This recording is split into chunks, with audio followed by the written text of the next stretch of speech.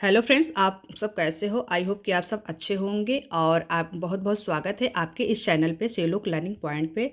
तो आज हम लेके चलेंगे बाल विकास के अंतर्गत सबसे पहला टॉपिक लेके चलेंगे विकास की अवधारणा एवं इसका अधिगम से संबंध। तो अगर आप टीचर एग्जाम की तैयारी कर रहे हैं या फिर पीआरटी या जूनियर लेवल की, तो उसके किसी भी स्टेट की, तो उस एग्ज़ाम में बहुत ही यूजफुल होगा ये टॉपिक। तो चलिए आज के टॉपिक शुरू करते हैं और समझते हैं क्या है अवधारणा विकास की और अधिगम से इसका क्या है संबंध। तो विकास को सबसे पहले समझेंगे, डेवलपमेंट को। तो विकास एक सार्वभौमिक यूनिवर्सल प्रक्रिया है जो जन्म से लेकर जीवन पर्यंत तक अविराम होता रहता है।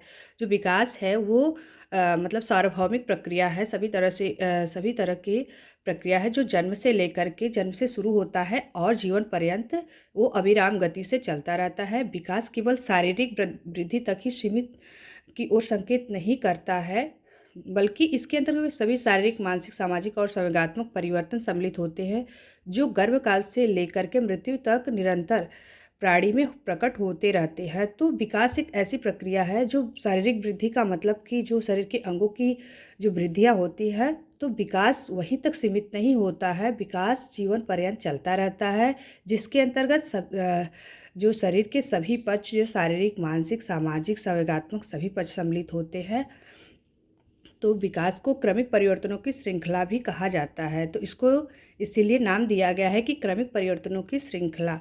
इसके परिणाम स्वरूप व्यक्ति में नवीन विशेषताओं का उदय होता है तथा पुरानी विशेषताओं की समाप्ति हो जाती है। कभी कभी विकास के अंतर्गत देखा जाता है कि उसके व्यक्ति या फिर बालक के अंतर्गत नए नए व्यवहार आते हैं और वो नए नए व्यवहारों को करने लगता है और पुराने अपनी आदतों को छोड़ देता है। तो वहीं इसमें बताया गया है कि पुरानी विशेषताओं को की समाप्ति भी हो जाती है। प्रौढ़ावस्था में पहुंचकर मनुष्य स्वयं को जिन गुणों से संपन्न पाता है वे विकास की ही प्रक्रिया के परिणाम होते हैं।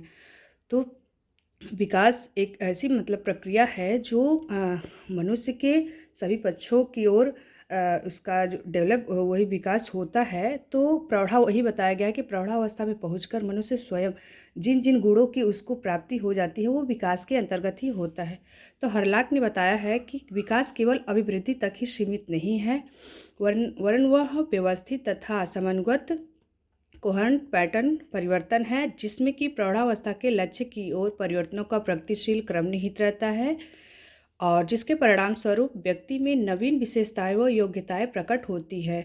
तो जो यहाँ पे बताया गया है, तो वहीं पे हरलाक ने की भी उसमें डेफिनेशन में थोड़ा थोड़ा झलक मिल रहा है कि प्रौढ़ावस्था के लक्ष्य की ओर जो भी परिवर्तनों का प्रगतिशील क्रम होता है आगे बढ़ने की, तो वो विकास के ही परिणाम स्वरूप संभव हो पाया है। नवीन विशेषताएं, व्यवस्थित, ऑर्डरली शब्द का तात्पर्य यहाँ पे व्यवस्थित बताया गया कि यह है कि विकास की प्रक्रिया में होने वाले परिवर्तनों में कोई न कोई क्रम अवश्य होता है और आगे वाले परिवर्तन पूर्व परिवर्तन पर आधारित होता है।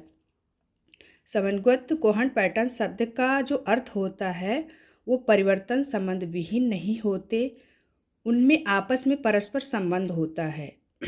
मुनरो क्या बताए हैं कि विकास परिवर्तन श्रृंखला की वह अवस्था है जिसमें बच्चा भ्रूणावस्था से लेकर के प्रौढ़ावस्था तक गुजरता है, विकास कहलाता है।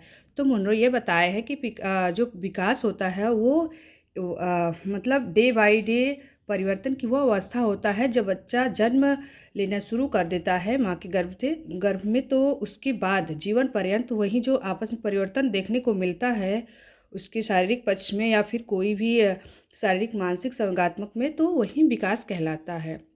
विकास की प्रक्रिया में होने वाले परिवर्तन वंशानुक्रम से प्राप्त गुणों तथा वातावरण दोनों का ही परिणाम होता है। विकास न कि वंशानुक्रम बल्कि वंशानुक्रम प्लस वातावरण दोनों का ही परिणाम होता है। विकास की प्रक्रिया में होने वाले शारीरिक परिवर्तनों को आसानी से देखा जा सकता है, किंतु अन्य दिशाओं में होने वाले परिवर्तनों को समझने में समय लग सकता है। तो यहाँ क्या बताया गया है कि शारीरिक अगर पक्ष में हमारे परिवर्तन होता है तो हमको डिफरेंसेस देखने को मिल जाता है, जबकि अन्य जो दिशाओं में हमारा अन्य दिशाओं में हमारा जो विकास होता है वो हमको दिखाई नहीं देता है, लेकिन विकास होता है। तो आज के टॉपिक में बस इतना है। तो अगले दिन अगले टॉपिक लेके चलेंगे जो विकास के रूप के अंतर्गत आता है। तो अगर आप चैनल पे नए हैं तो चैनल को लाइक और सब्सक्राइब करिए और ज़्यादा से ज़्यादा शेयर करिए ताकि आपको नोटिफिकेशन मिल सके। तब तक के लिए नमस्कार।